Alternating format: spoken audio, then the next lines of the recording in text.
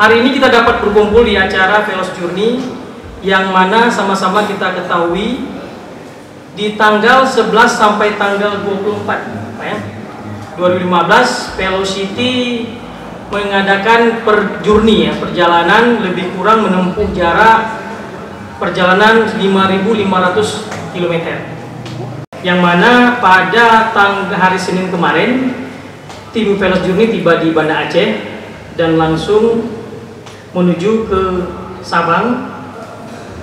Dan tadi pada pagi tadi telah dari Sabang telah tiba di Banda Aceh ya.